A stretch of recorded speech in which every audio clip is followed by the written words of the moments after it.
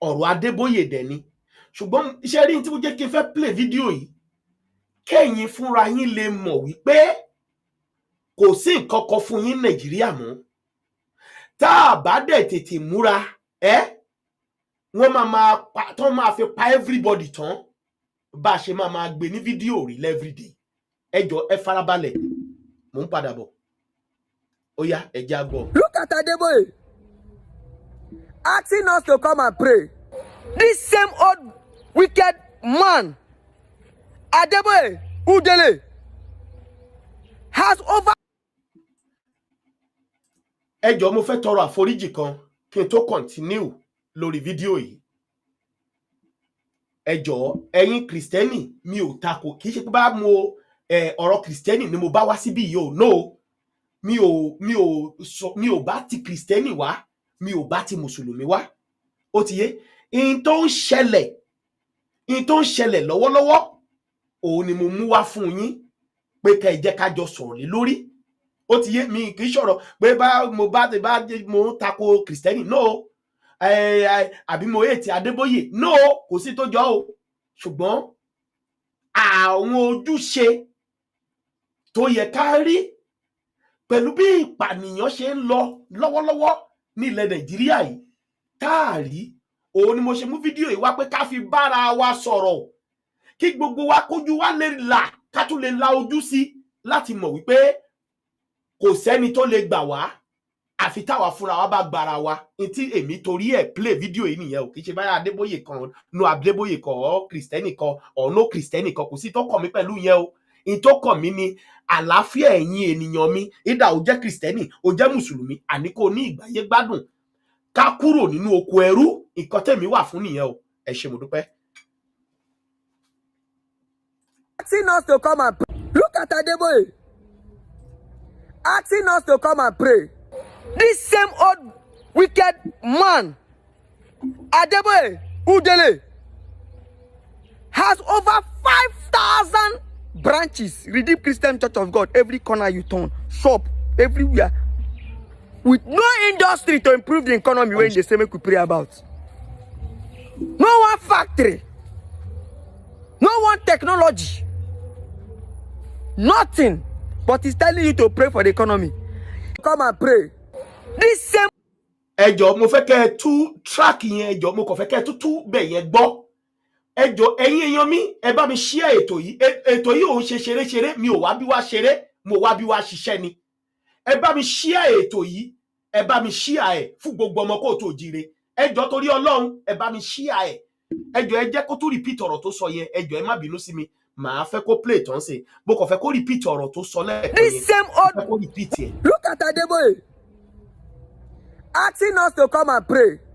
This same old wicked man, Adeboye Udele, has over 5,000 branches. Redeemed Christian Church of God, every corner you turn, shop, everywhere, with no industry to improve the economy when they say make we pray about.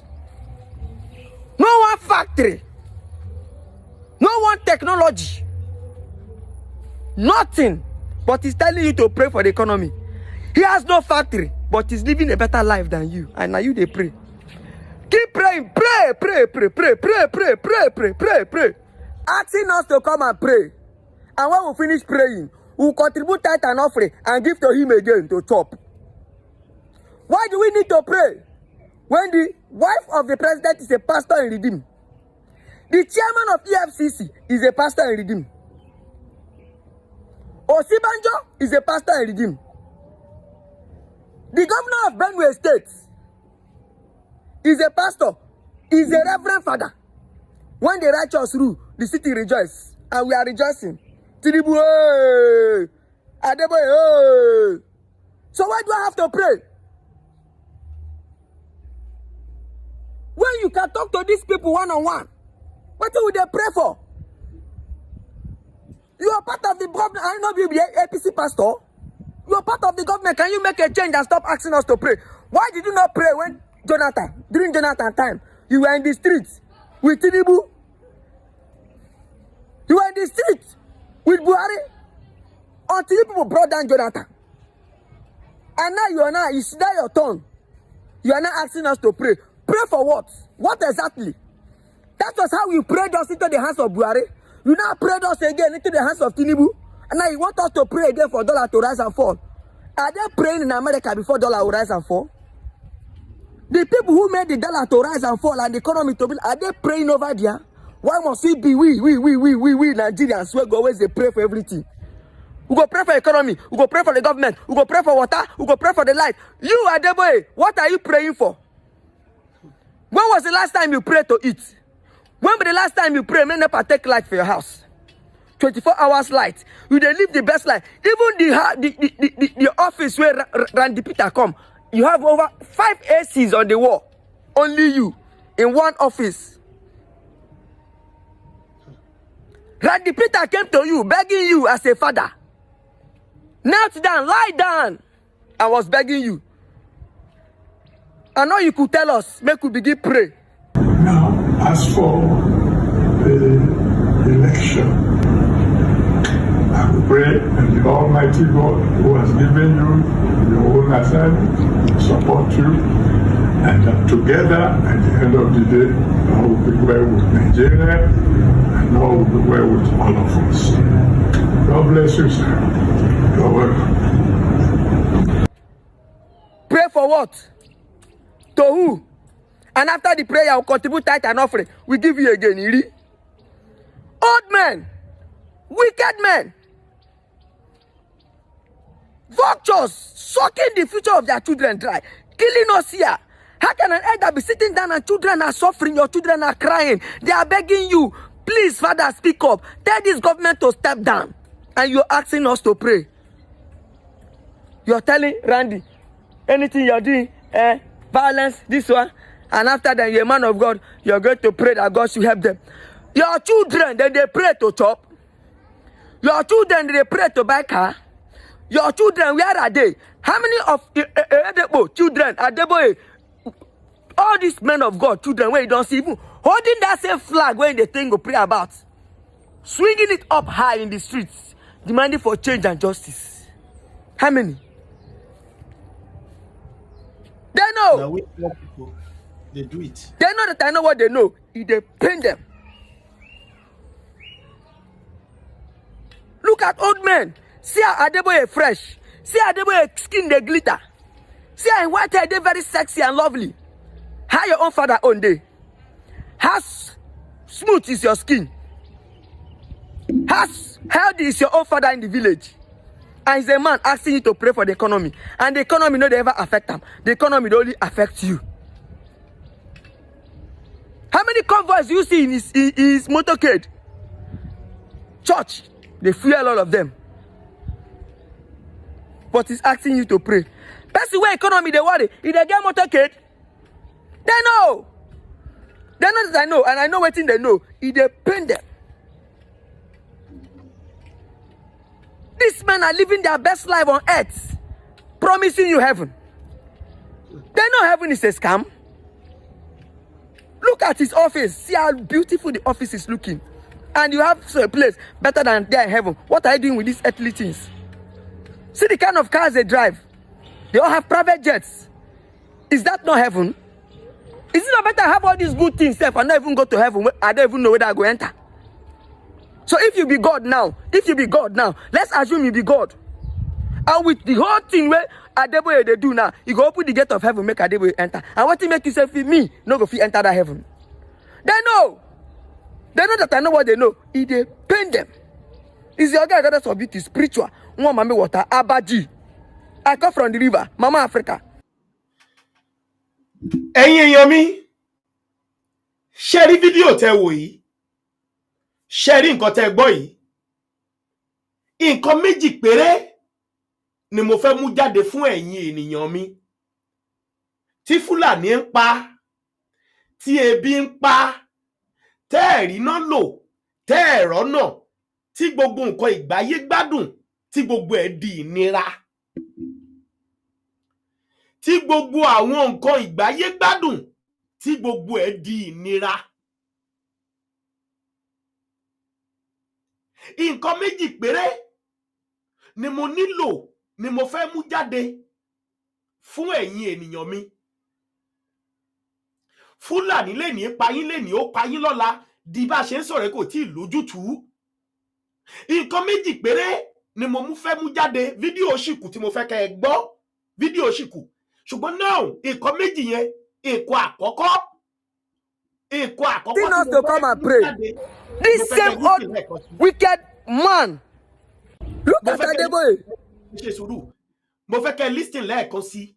No, kì í ṣe kẹ́ play gbogbo ẹ̀. Ẹ̀kọ́ kékeré ẹyọ kan tí mo fẹ́ mú jáde yẹn, mo fẹ́ kẹ́ kẹ́kọ̀ọ́ túbẹ̀ yẹn gbọ́. Ní tí mo fẹ́ mú jáde, mo kàn fẹ́ kẹ́ túbẹ̀ yẹn gbọ́.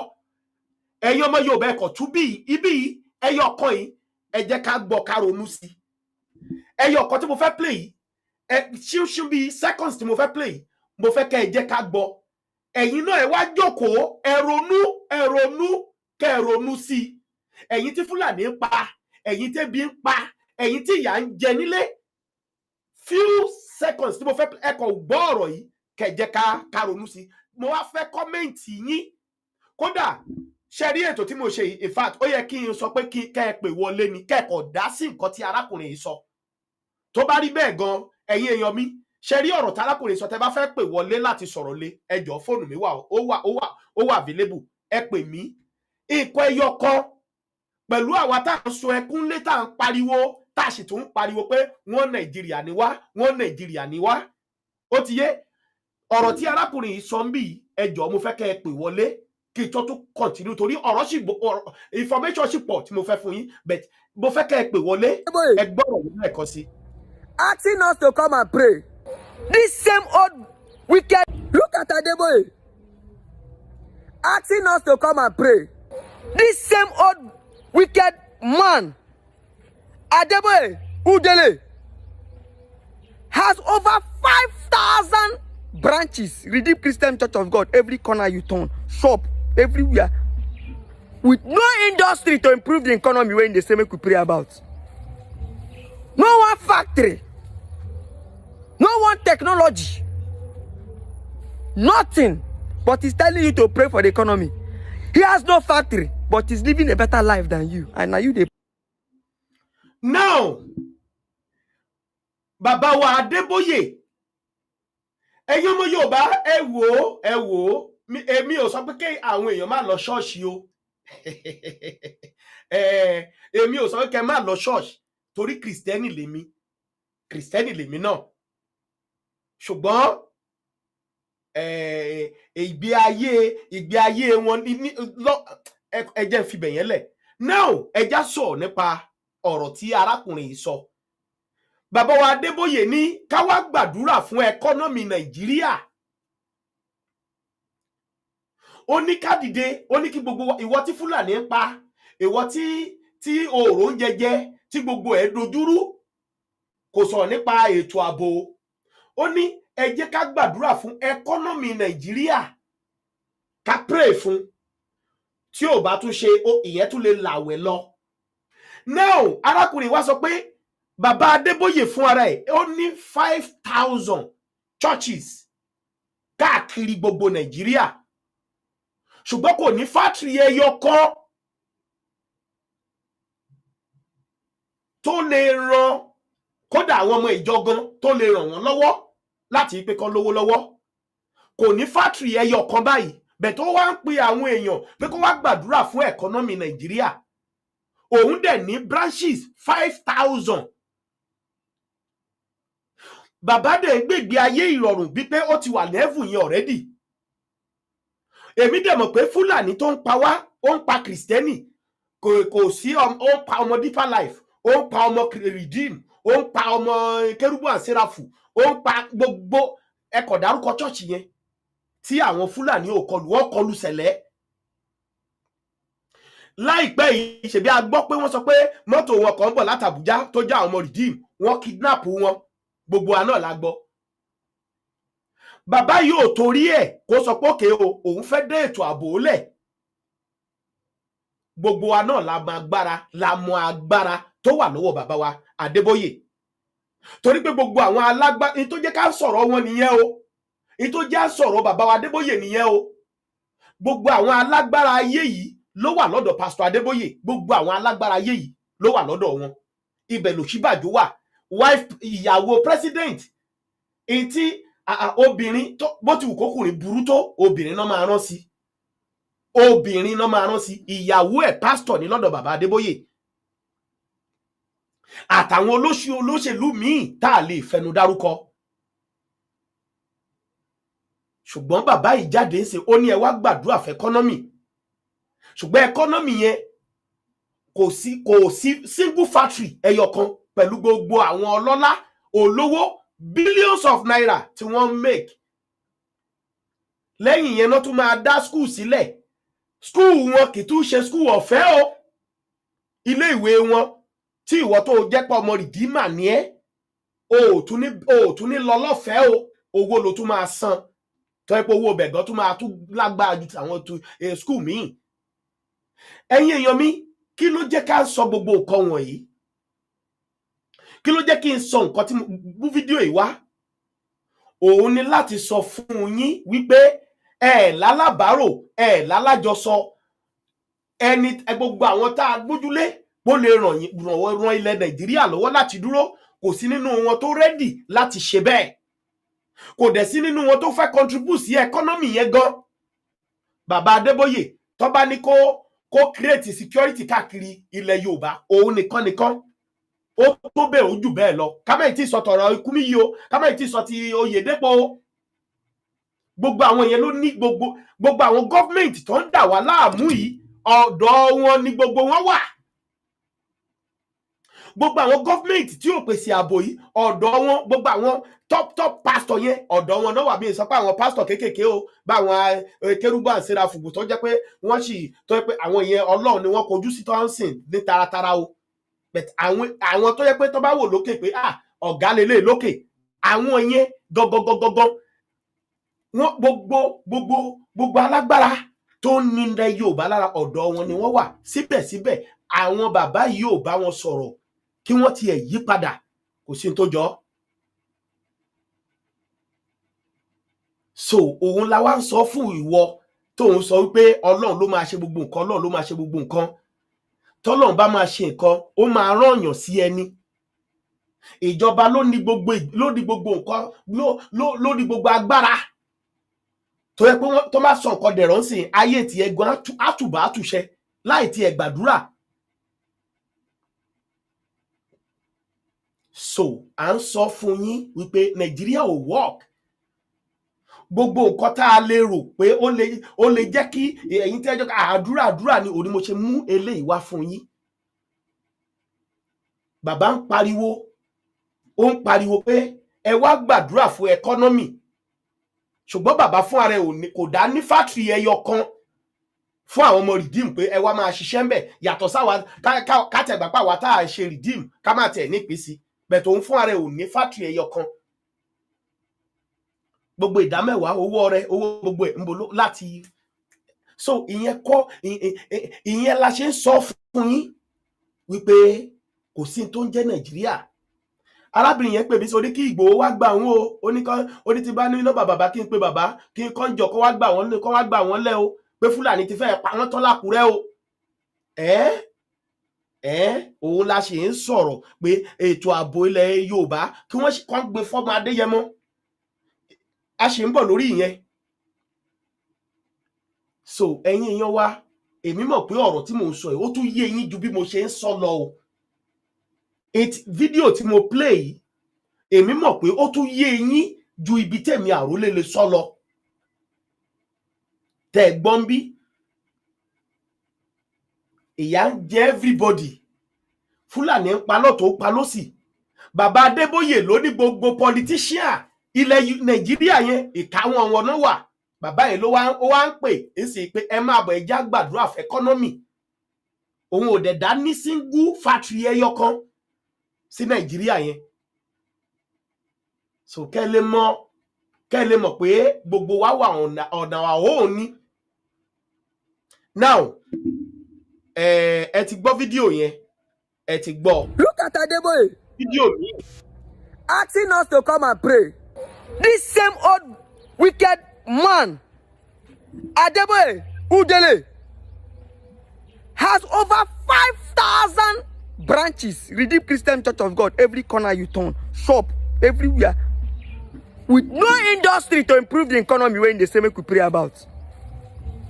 No one factory, no one technology, nothing, but he's telling you to pray for the economy. He has no. Now, ẹ jẹ́ tó play video kejì fún yín kẹ́rí ẹ tún jẹ́ ká gbọ́ eléyìí ẹ jẹ́ ká gbọ́ eléyìí ẹ jẹ́ ká gbọ́ eléyìí mo ń bọ̀ o ẹ jẹ́ tó play video kejì mo tún fẹ́ kẹ́ ẹ jẹ́ ká gbọ́ eléyìí sẹ́ ẹ jẹ́ tó gbọ́ yìí mo ń bọ̀ o mo ń bọ̀ o. You see, if Nigeria was a country where the citizens had majority of them with active mental ability, Nigeria wouldn't need a coalition to boot Tinubu out of power in 2027. Obviously, you don't even need a coalition. Any other human being, anybody, anything that will run against Tinubu in 2027, ordinarily, normally ought to have defeated him in an election. If really we have a country where we have normal people as majority of the citizens. But unfortunately, you will agree with me that majority of Nigerian citizens are actually not normal. That's why I refer to them in most cases as non-living things. Because you cannot be seeing a problem, cannot be seeing an error and still supporting it. Now, let's look at Tinubu's financial recklessness in the past 2 years plus, where he has complained. Look at what I have here. He said, I inherited. Ẹ̀yin èèyàn mi fún àǹfààní ẹ̀yin tẹ́ ṣe sọ pé nígbàgbọ́ nínú Nàìjíríà ni mo ṣe play video yìí o. Fún àǹfààní ẹ̀yin tẹ́ ṣe wò pé Nàìjíríà máa dá kẹ́ máa forí tì yà. Mo mọ̀ pé ẹ lè forí tì dópin débi tó ti máa dá rárá tẹ́ fi máa jásẹ̀ ẹ máa kú lójú ọ̀nà ṣá ni because ẹ lè débi tó ti máa dùn yẹn tó wá pé Nàìjíríà lẹ ń bá lọ ni mo sọ fún yín yìí o. Kò lè dùn tẹ́ fi máa jásẹ̀ tí ẹ̀yin fi máa kú tẹ́ fi máa lọ. Àwọn ọmọ yín náà wọ́n máa forí tì yẹn wọ́n máa jẹ̀yà yẹn wọn ò ní jẹ́ débi tó ti máa gbádùn torí Nàìjíríà ò lè ní ìgbádùn mọ́ ẹnìyẹn tó máa àwọn ọmọ tó máa jásẹ̀ wọ́n á tó lọ ni ò yẹn tí Fúlàní ò bá ti gba gbogbo bí ń gbà yẹn fún àǹfààní ẹ̀yin tẹ́ ṣe ń wò pé Nàìjíríà my country àwọn Nàìjíríà sì máa dá tá à ń sọ fún yín pé ẹjẹ́ á dúró ẹjẹ́ á gba Yorùbá nation ẹjẹ́ á fọwọ́sowọ́pọ̀ ká pariwo ká gba orílẹ̀-èdè wa ká tètè gbà lọ́wọ́ àwọn jẹgúdújẹrá yìí ẹ sì ní rárá fún àǹfààní yín ni mo ṣe ń play video yìí fún yín ẹ ti gbọ́ ti Pastor Adébóyè àbí ẹ tún gbọ́ nǹkan ìjọba fún ara ẹ̀ Tinubu fún ara ẹ̀ ọ̀hún ẹ tún gbọ́ nǹkan ẹ tún gbọ́rọ̀.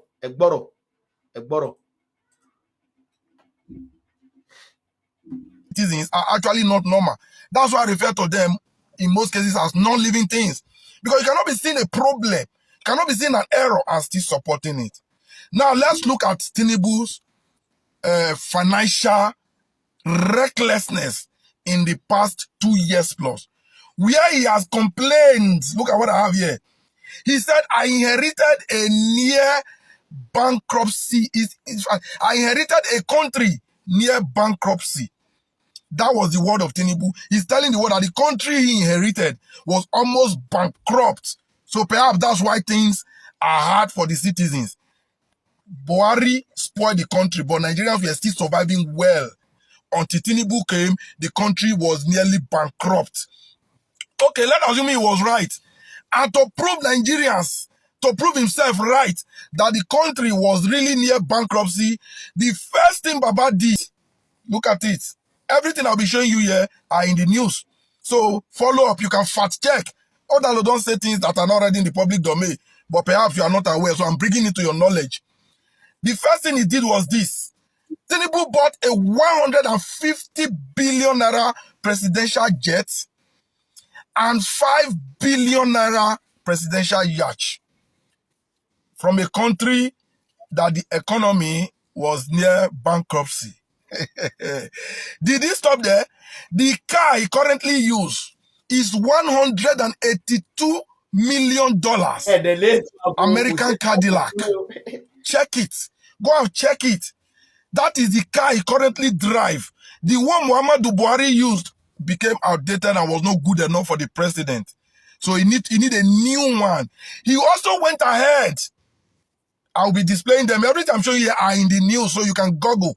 The news now said, despite economic hardship, Tinubu spent 1.5 billion naira on cars for the office of the First Lady.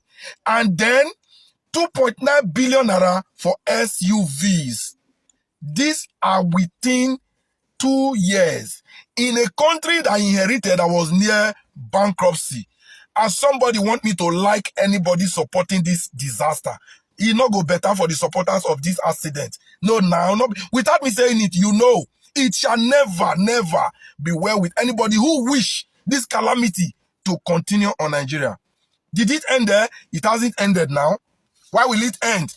Baba with record. Now, recently, we saw him. He's currently on vacation in a little city, in a little country called St. Lucia. Upon Baba getting there, you saw what he did again. Charity that used to start at home, Tinubu Charity is starting abroad. Tinubu's offered scholarship to St. Lucia and other Caribbeans to study in Nigeria. He has offered them scholarship to come and study in Nigeria. Many will say, yes, that's a good one. He's trying to bring people in. But before you think of that rubbish, you will first ask yourself, how many people has Tinubu giving scholarship in Nigeria? Just take a look at the way the news was published. He said Tinubu's offer scholarship to St. Lucia, others Caribbeans to study in Nigeria, as 18 million Nigerian children remains out of school. Which kind of papa be this one? What kind of a useless father will leave the children at home hungry and then go outside to tell the hungry kids outside to come to his house and eat for free? With that, is that not a useless father? In fact, only a useless father does that. Right? Now, remember, this same man that is offering scholarship to somebody has earlier budgeted 5.5 billion naira for Nigerian student loan. 5.5 billion for Nigerian student loan, where he has initially budgeted 5 billion naira for a presidential yacht. So the Tinubu's yacht that is really not needed, that is not necessary, was placed above giving the student loan. You gave Nigeria student loan was not bad.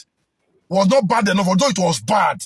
But you went ahead now telling other students to come to that your same country to come and school for free. Baba Jagaban, I have no problem with you. I have no business with you. Ẹ̀yin èèyàn mi, mo kàn fẹ́ kẹ́ ẹ tún gbọ́ eléyìí náà ni eléyìí tí Tinubu ṣe lọ́wọ́. Now, ẹ̀yin èèyàn wa tí tá a jọ wà lórílẹ̀-èdè Nàìjíríà lọ́wọ́lọ́wọ́, ní pàtàkì ẹ̀yin ọmọ Yorùbá mi, mo tún fẹ́ mú fídíò kan wá. Ẹ máa wá wo fídíò eléyìí. Ẹ gbọ́ iye owó tí wọ́n ní Tinubu tó fi ra plane fún ara ẹ̀, jet, private jet. Ẹgbẹ́lẹ̀ náà tó fi ra mọ́tò. Ṣé bẹ̀ kókò pẹ́pẹ́ ọmọ ẹ̀ kan náà ẹ̀rígbó náà ṣe ń waste owó nílùú òyìnbó at the age of 22 náà kó ti ra bí 100 million ilé náà ló ti ra $1 million ní Amẹ́ríkà. Ìyẹn ibẹ̀ yẹn kọ́ mo tiẹ̀ ń lọ. Now, pẹ̀lú gbogbo owó tí àwọn ará bí ń gbà, wọ́n gbà lọ́wọ́ Emefiele, wọ́n sì sí ilé, wọ́n sì sí owó. Ẹ wo iye owó tí òun tóun náà dáná. Now, lórí ètò ààbò wa ní ilẹ̀ Yorùbá, gbogbo wa là ń pariwo kò sétò ààbò. Bẹ̀tẹ̀ àwọn ará bí ń jẹ́ kó yé wa wípé Tinubu ń ṣiṣẹ́, Tinubu ó kó àwọn ológun, ó kó wọn jà Boko Haram.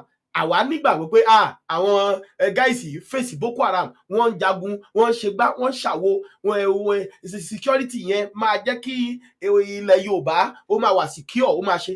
Now, pẹ̀lú owó tẹ́ ń rí ń bì yìí tí wọ́n dárúkọ yìí, àtẹ̀lé tí wọ́n gbà káàkiri, àtẹ̀lé tí gbogbo wọn pín mọ́ra wọn lọ́wọ́.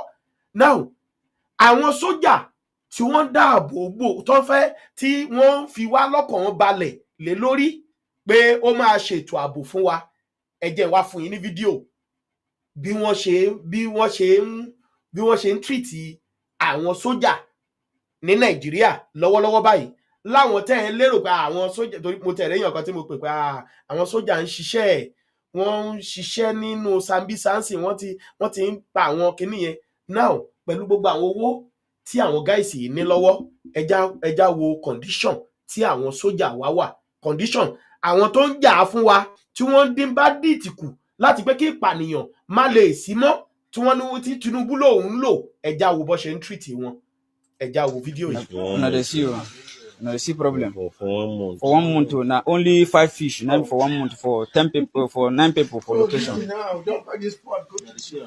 àwọn sójà rèé o àwọn sójà lílé yìí o I'm gonna see you. pẹ̀lú owó gbogbo tí wọ́n ní This one, ẹ̀wọ̀ this àwọn one, sójà Gary. lẹ́wọ̀ yẹn o Gary. wọ́n ń jà láti dín 1 pint of Gary. 1 pint of Gary. 1 pint of Gary for 10 people. àwọn For 9 people. See beans. Gentlemen, jà wanna see beans. láti dáàbò bò yìí. Wanna see beans. Beans. 1 pint of beans. Open this in for me, guys. See. For how many people? àwọn sójà rèé o 1 pint of beans for 1 month. See potato, where don't spoil. The onion, see potato. Only potato. Potato. See granite oil, greasy red oil. Where they two this in one what do they call them? 1 liter. 1 liter. Now they call them money. See the onion. See 4 pieces of yam for 1 month. 1 month for 9 people for location. See onions. What do you see? The month for 1 month. See some for 1 month. àwọn tí wọ́n fi ẹ̀bí wọn lẹ̀ fún yín nìyẹn o See tó now wọ́n ti onions. gbà kó òkú ni wọ́n See onions for 1 wọ́n máa month. kú sọ́wọ́ 1 month for Fúlàní 60,000. ọba dìtì See my bag of rice. See they carry this one say make we use and they drink water. Make we die with water. See pot. See am. Only pot. And this one and bucket. Now say make we use and they kill ourselves. Make we just dey do ourselves. Don't worry. See the same make they fry their grandfather. See what they say make fry. Now be potato. Potato for 1 month for 9 soldiers. Now be this one. And they collected 60,000 naira 9 for soldiers. soldiers. How about that? These soldiers 60,000. These soldiers 60,000 for 1. See Gary for 9 people. Now Gary be this one. Muna see you. My country people. I bet Muna see him. I bet that Allah Muna see him. Muna see what person want to talk. ẹ̀yin èèyàn wa àwọn sójà ilé wọ́n ti gbà pé number 1 òkú ni wọ́n so kò sí wọ́n máa kú sọ́wọ́ bandit náà ni ó ti yé àwọn 9 rèé ẹ wo nǹkan tí wọ́n kó fún wọn pẹ̀lú gbogbo owó táwọn ará bí ń kó pẹ̀lú gbogbo owó tó wà lọ́wọ́ bàbá wa Adébóyè pẹ̀lú gbogbo owó tó wà lọ́wọ́ bàbá wa Kúbúyì wọ́n máa wò pé ṣebí ṣọ́ọ̀ṣì ni wá ṣọ́ọ̀ṣì là ń ṣe pẹ̀lú gbogbo owó tó wà lọ́wọ́ àwọn ọba pẹ̀lú gbogbo owó tó wà lọ́wọ́ àwọn olóṣèlú wa ẹ wo àwọn tó ní kọ́ lọ máa mo kàn mọ́ mú fídíò yìí wá ó ṣe kẹ́ ẹ ti rí ó dẹ̀ ṣe kẹ́ má ì tí ì rí mo mọ̀ mú wá kẹ́ ẹ lè rí kẹ́ ẹ lè mọ condition tẹ́yìn fún ara yín wà pé kò sí nǹkan kan fún yín kò sí anything fún yín anytime no lè pa anybody anytime ní bandit lè pa anybody ṣe bí ìkan náà kí wọ́n pa bàbá àtọmọ mo ì máa mú fídíò kan fún yín sì tẹ́ máa rí ṣé ti rí àwọn tó yẹ kó ṣètò ààbò yẹn nìyẹn o àwọn tó tán gbé sílẹ̀ because wọ́n ti àwọn ilé báyìí wọ́n ti mọ̀ pé òkú làwọn ilé yìí bandit máa pa wọ́n ṣá náà ni because àwọn fúnra wọn ló ní bandit tó wà nínú igbó olóṣèlú ló ní wọ́n Gúnmi wà ń bẹ̀ tó ń mí tó ń jẹ tó ń mu ó ọjọ́ tó bá ti lè gbé Gúnmi ìgbà yìí máa ṣẹ̀mọ̀ pé wọ́n fẹ́ dì pẹ̀lú bandit Gúnmi wà ń bẹ̀ wọ́n náà ń dì pẹ̀lú wọn ni wọ́n fẹ́ pa Boko Haram Gúnmi dẹ̀ wà ń bẹ̀ wọ́n náà fẹ́ lé gbogbo bandit kúrò nílẹ̀ Yorùbá ńbo lẹ ti fẹ́ rí Gúnmi tó dìde ìrìn lọ sí Ìgbòho tó lọ wo ibi tí àwọn agbésùmọ̀mí lè dé sí ń bẹ̀ Gúnmi wà ń bẹ̀ wọn ò gbé wọn ni wọ́n fẹ́ dì pẹ̀lú Boko Haram Gúnmi dẹ̀ wà ń bẹ̀ ẹ̀yin èèyàn mi mo kàn fẹ́ kẹ́ ẹ mọ̀ ni ṣe bẹ́ẹ̀ ti rí bàbá yẹn ń pè fún wọn pé ẹ wá gbàdúrà fẹ́ ẹkọ́nọ́mì òun fún ara ẹ̀ ò ní single tire tó jẹ́ tí àwọn èèyàn lè benefit ń bẹ̀ kò ní lè iṣẹ́ ẹyọ kan ẹ mọye millions tó ń wọ redeem 5,000 ìjọ kò dẹ̀ sí single iléeṣẹ́ ẹyọ kan bá iléeṣẹ́ bàtà kò sí gbogbo alágbára ayé yìí náà dẹ̀ kó sọ́dọ̀ ẹ tún wo àwọn tó tún wà ní ìjọba gbàrà tí bàbá yìí débẹ̀ ẹ wo iye owó Nàìjíríà tó ti sáré ná fóun nìkan fún ara ẹ̀ tó ti sáré ná fún ara ẹ̀ ó ra private jet ó ra mọ́tò ńlá ó ṣe gbogbo ẹ̀ fún òun nìkan lówó wa ní o nínú owó tó yẹ kí ètò ààbò fi wà everywhere kì í ṣe pé owó tiẹ̀ o owó Nàìjíríà ní o ẹ wá sọ pé kò sówó ní Nàìjíríà ẹ wá sọ pé kò sówó ẹ wá wo bọ́n ṣe ṣètò ààbò wọn láàpọ̀ jù ṣùgbọ́n owó tó ń gbé ó tó pín ọmọ Nàìjíríà ó tó gbà fọmọ Nàìjíríà lóṣooṣù títí láti oyún inú títí tọmọ yẹn fi máa dàgbà tó fi máa pé 80 years àbí 100 years lówó táwọn gáìsì nìkan tó ń pín mọ́ra wọn lọ́wọ́ ìwọ wá sọ pé o wá wò pé o létò ààbò ibo lètò ààbò wà ibo ló ti fẹ́ rí nígbà tó lè máa ṣe àwọn sójà bí eléyìí àwọn sójà tí wọ́n dojú kọ Boko Haram because wọ́n ti rí pé òkú làwọn eléyìí àwọn anybody bá ti lè jẹ́ military ní Nàìjíríà báyìí o ti dòkú eléyìí òun ṣàyè mọ́ pé o tiẹ̀ gba kíní wọn báyìí o jáde wọ́n fún ẹ ní kakí o ti dòkú already because ojú òkú náà máa fi wọ̀ ẹ́ òun náà fi ń treat wọn bí ẹlẹ́ 60,000 láwọn tó gbé ẹ̀mí wọn lẹ̀ tí wọ́n fi ń jagun nínú igbó 60,000 naira tí ìyàwó wọn bá tún wà ní barak tán bá ti rí pé wọ́n ti pa wọ́n tún máa lé ìyàwó wọn kúrò ní barak tọkọ ẹ̀ bá ti kú sójú ogun wọ́n á tún lé kúrò ní barak àwọn ará bí wọ́n dẹ̀ ń gbé owó kẹ̀ǹkẹ̀ wọ́n ń gbé kiri so òun la ṣe ń sọ fún yín pé Nàìjíríà ò lè dá wọ́n kàn fẹ́ máa fi ẹ̀yìn èèyàn wa ṣòfò ní wọ́n fẹ́ máa fẹ́ àwọn èèyàn ṣòfò nǹkan tó ń ṣẹlẹ̀ nìyẹn torí agbára tó ní kálukú wọn ní wọ́n fẹ́ máa fi àwọn èèyàn ṣètùtù ní wọ́n ti mọ̀ pé àwọn tó wà ní Nàìjíríà gan wọn ọ̀ka àwọn olóṣèlú ọ̀ka wọn kún èèyàn wọn ọ̀ka wọn kún èèyàn wọn ọ̀ka wọn kún ènìyàn. President of this country. Wọn ọ̀ka wọn kún ènìyàn rárá. Yeah, this is a farmer that was killed yesterday in the farm by Fulani herdsmen at Ebeje Rabo in the Kina local government area of Kogi State, Oganenigu ward to be precise. This man was massacred by Fulani herdsmen. He was killed by the herdsmen. Ẹ wo mi fẹ́ kó dárúkọ gbogbo mi fẹ́ kó dárúkọ wọ́n ti gé apá bọ̀bọ́ yẹn wọ́n ti gé apá ẹ̀ ẹ̀yin tẹ́ bá fẹ́ wo fídíò yẹn ẹ lè pè bí mi fẹ́ play ẹ lọ títí torí YouTube wọ́n ní wọn ò fi bẹ́ẹ̀ gbádùn gbogbo nǹkan bẹ́ẹ̀ yẹn wọ́n gé apá ẹ̀ lẹ́ni tí mo show yẹn wọ́n gé apá ẹ̀ wọ́n gé ẹsẹ̀ ẹ̀ wọ́n gé apá ẹ̀ kan lọ wọ́n gé apá ẹ̀ yín tẹ́ bá fẹ́ wò ó màá send ẹ̀ sí yín ẹ rí wọ́n gé apá ẹ̀ lọ wọ́n ṣá sínú oko wọ́n gé apá ẹ̀ odidi apá wọ́n gé ọrùn apá ẹ̀ wọ́n gé lọ wọ́n ṣá iyọ̀ kan sílẹ̀ ẹ̀yin èèyàn mi mò ń sọ fún yín ẹ wo àwọn sójà rèé tí wọ́n lè pa àwọn yẹn nínú igbó ẹ wo bọ́n ṣe ṣayé wọn ṣé àwọn eléyìí báyìí máa ṣe àwọn eléyìí ló bá sọ fún àwọn. one pint of garri una dey see o una dey see problem for 1 month. for 1 month na only 5 fish na for 1 month for 10 people for 9 people for location. But mona see o this one na garri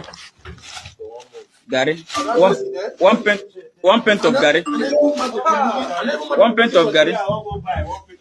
pint of garri for 10 people for 9 people. See beans gentlemen, mona see beans o mona see beans 1 pint of beans. Open this thing for me guys. See For how many people? 1 pint of beans o for 1 month o. See potato wey don spoil.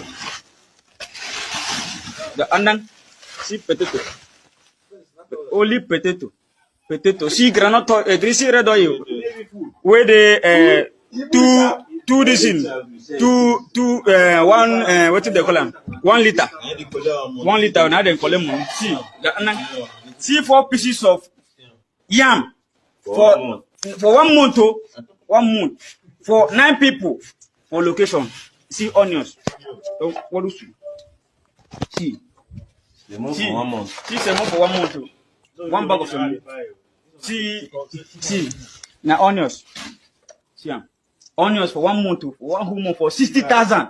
Thank you. See, my bag of rice. See, they carry this one. Say, make we use and they drink water. Mo die with mortar. See pot. See am. The only pot. And this one. And bucket. Now I say mo use and they kill ourselves. Mo just they do ourselves. Don't worry. See the same mo they fry their grandfather. See what in the same mo fry. Now be potato. Potato for 1 month for 9 soldiers. Now be this one. And they collected 60,000 naira for soldiers. How about that? Each soldier 60,000. Each soldier 60,000 for one. ẹ̀yin èèyàn mi nítorí pé wọ́n ti wò pé òkú làwọn ará bí kò sí bó ṣe fẹ́ ṣe wọn ò lè rúlà Boko Haram máa pa wọ́n dànù ṣáá ni wọ́n ti rí pé òkú làwọn ará bí wọn ò ṣèyàn so kò sígbà tí má kú wọn ò ní kú ẹranko ni wọ́n nǹkan ètùtù ni wọ́n àwọn tó tiẹ̀ wá ń jọyìn sójà Nàìjíríà àwọn gan mi mọ̀ nǹkan tó ń rí mi mọ orílẹ̀-èdè tẹ́ ń defend orílẹ̀-èdè tẹ́ ń defend ò yé mi orílẹ̀-èdè tí ò kí ẹ̀ fún citizen orílẹ̀-èdè tí wọ́n ti ń pa citizen òun lẹ̀ ń defend látọdún wo lẹ ti ń pa Boko Haram láti ọdún wo ni ọdún gbọ́yìn láti ọdún tó ti pẹ́ lẹ ti ń pa tí ìrí patán ṣé kò yé eyín ni ẹ̀yin tẹ́ ń join sójà join army ṣé kò yé eyín ni pé wọ́n kàn ń waste yín dànù ni bí wọ́n kàn ń waste yín because orílẹ̀-èdè tẹ́ ń defend yìí ò yé mi orílẹ̀-èdè tó ti expire orílẹ̀-èdè tó ti kú orílẹ̀-èdè tí ò ṣiṣẹ́ fọ́mọ nílùú ẹ̀yin tẹ́ jẹ́ sójà àwọn gan kò ṣiṣẹ́ fún yín 60,000 naira èló ni lówó South Africa bóyá about 300 naira ni maybe about bóyá 500 rand nìyẹn náírà bí randi bí 500 rand nìyẹn 500 èló ẹjọ́ sá ẹ̀yin tẹ́ wò mí tẹ́ wà ní ìlú òyìnbó èló ni 60,000 naira lówó ọ̀dọ̀ yín bí owó tẹ́ kọ̀ máa fọ́mọ yín tó máa lọ sínú kinní lọ fi jẹ pápárun tá kọ̀ fi ṣe shopping daddy I want to drink ice cream tẹ́ fi ṣe shopping nígbà tẹ́ bá kọ̀ jáde pé ẹ lọ sí beach kódà ẹlòmíì àná sálárì sójà yẹn gan oṣù 6 fọ́mọ pé wọ́n kàn fẹ́ jáde lásán torí ọmọ máa ra ilé ọmọ máa yàrá ilé lójú ọ̀nà so ẹ̀yin ọlọ́pàá ìtẹ́ ẹ̀yin ṣọlọ́pàá fún Nàìjíríà ò yé mi kò síṣẹ́ kan tí a lè sọ pé pàtó lélẹ̀ àṣeyọrí lélẹ̀ tẹ́ ṣe Boko Haram ń pa yín bandit ń pa yín ọmọ Senegal wá pa yín ọmọ Congo àwa pa yín ọmọ Burkina Faso àwa pa yín ọmọ Burundi àwa pa yín so kí ni nǹkan tẹ́ ń ṣọ́gan ẹ̀yin tẹ́ ń jọyìn sójà tẹ́ ń jọyìn ọlọ́pàá kí ni ilẹ̀ bàbá yín wo lẹ̀ ń defend gan because ẹ bá jọyìn sójà ẹ fẹ́ defend ilẹ̀ bàbá yín wo lẹ̀ ń defend ṣé ilẹ̀ Ìgbò lẹ̀ ń defend ni àbí ilẹ̀ Haúsá àbí ilẹ̀ Yorùbá torí ibi tí Nàìjíríà wà àmọ́ so àmọ̀ràn mi mo fi eléyìí ṣe àmọ̀ràn fẹ́yìn tẹ́ bá tún ṣì ń sọ pé ẹ fẹ́ jọyìn sójà mo fẹ́ kẹ́ mọ̀ pé gbàrà tẹ́ bá ti gba kakí ẹ ti dòkú eléyìí